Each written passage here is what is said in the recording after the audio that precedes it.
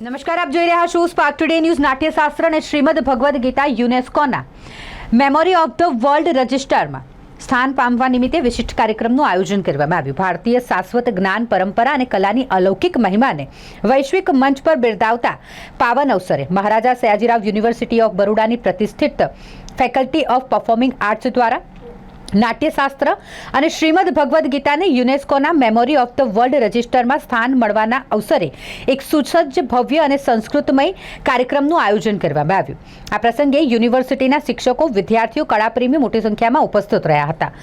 વિશ્વ શિક્ષા, વિજ્ઞાન અને સંસ્કૃતિ માટેની સંયુક્ત રાષ્ટ્રસંઘની વિશિષ્ટ સંસ્થા યુનેસ્કોએ નાટ્યશાસ્ત્ર અને શ્રીમદ ભગવદ્ ગીતા જેવા મહાન ગ્રંથોને મેમોરી ઓફ ધ વર્લ્ડ રજિસ્ટરમાં સ્થાન આપ્યું છે. માત્ર ભારતીય કળા અને તત્વજ્ઞાનની જ નહીં પણ સમગ્ર માનવ જાતિના સહિયારા વારસાનું અનોખું સન્માન કર્યું છે. આ નોંધ માત્ર ઐતિહાસિક દસ્તાવેજ તરીકે નહીં પણ એક ચિંતન ધારાના વિરાટ અભિવ્યક્તિ રૂપે ઊભું રહ્યું છે. જ્યારે શ્રીમદ ભગવદ્ ગીતા મહાભારતના ભીષ્મ પર્વનો એક અમૂલ્ય અંશ છે, જેમાં ભગવાન શ્રી કૃષ્ણે અર્જુનને કર્તવ્ય, કર્મ, આધ્યાત્મ, તત્વજ્ઞાન અને ભક્તિ વિશે આપેલા અમૃતતુલ્ય ઉપદેશો સમગ્ર માનવ જાતિ માટે દિશાસૂચક બન્યા છે. જીવનના સૌંદર્ય અને સંઘર્ષ વચ્ચે સેતુ રચતી આ ગીતા આજે પણ વિશ્વભરમાં આત્મમંથનનો આધાર બની છે. આ બંને ગ્રંથોનું મેમોરી ઓફ ધ વર્લ્ડ રજિસ્ટરમાં સ્થાન મેળવવું એ ભારતની કલાત્મક અને તત્વજ્ઞાનિક ચિંતન પરંપરાનું વૈશ્વિક સ્તરે ઔપચારિક બિરદાવણું છે અને જેની ઉજવણી માટે ફેકલ્ટી દ્વારા આયોજિત કાર્યક્રમ એ સંસ્કૃતિ પ્રેમીઓ માટે એક સત્સંગ સમાન અનુભવ રહ્યો. મુખ્ય વક્તા તરીકે કાર્યક્રમમાં ઉપસ્થિત રહેલા પ્રોફેસર મહેશ ચંપકલાલ, જેમણે પરફોર્મિંગ આર્ટ્સના વિવિધ ક્ષેત્રોમાં પોતાનું યોગદાન આપ્યું છે અને જે નાટ્યશાસ્ત્ર પર તેઓ પોતે જીવંત અધિકારી તરીકે જાણીતા છે, તેઓ પણ ઉપસ્થિત રહ્યા હતા. નમસ્કાર. ફેકલ્ટી ઓફ પરફોર્મિંગ આર્ટ્સમાં આજે નાટ્યશાસ્ત્ર અને ગીતાજીનું પૂજનનો કાર્યક્રમ રાખવામાં આવ્યો છે.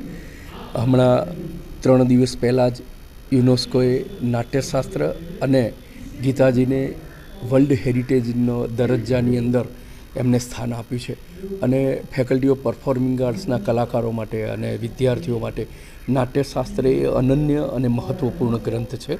એટલા માટે જ નાટ્યશાસ્ત્ર વિશેની જાણકારી પણ મળે વિદ્યાર્થીઓ, અને નાટ્યશાસ્ત્રનું મહત્ત્વ ખબર પડે.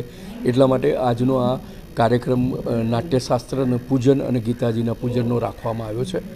આજે આ ફેકલ્ટીમાં મોટી સંખ્યાની અંદર વિદ્યાર્થીઓ ઉપસ્થિત છે અને એમને માર્ગદર્શન આપવા માટે, જેમને નાટ્યશાસ્ત્ર ઉપર બહુ મોટું કામ કર્યું છે, જેને ડિલીટની ઉપાધિ પ્રાપ્ત કરી છે, એવા પ્રોફેસર મહેશભાઈ ચંપકલાલ, કે જેઓ અમારી જ ફેકલ્ટીના ભૂતપૂર્વ ડીન રહી ચૂક્યા છે, તેમનું માર્ગદર્શન રાખવામાં આવ્યું છે. અને બીજી એક મહત્ત્વની વાત એ કહેવા માગું છું કે નાટ્યશાસ્ત્રના આમ આખા વિશ્વની અંદર 36 અધ્યાય છે, પરંતુ નાટ્યશાસ્ત્રના 37 અધ્યાય માત્ર ને માત્ર વડોદરાની ઓરિએન્ટલ ઇન્સ્ટિટ્યૂટમાં છે. અને મહારાજા સયાજીરાવજીના પ્રયત્નોથી 1926ની અંદર રામકવિ દ્વારા નાટ્યશાસ્ત્ર ઉપર રિસર્ચ કરવામાં આવ્યું અને એનું પ્રકાશન કરવામાં આવ્યું. આજે વિશ્વને જો નાટ્યશાસ્ત્ર મળ્યું હોય તો તેનું કારણ મહારાજા સયાજીરાવ છે અને એ વડોદરાનું ગૌરવ છે. આજે વિશ્વની અંદર નાટ્યશાસ્ત્રનો પ્રચાર પ્રસાર થયો, તેના માટે વડોદરા એ ગૌરવની લાગણી અનુભવવી જોઈએ. અને રાજ પરિવારને આ માટે ખૂબ ખૂબ ધન્યવાદ કે આવા વિષયને વિશ્વ સુધી પહોંચાડે. હું professor Gaurang Bhavsar, dean, faculty of performing arts.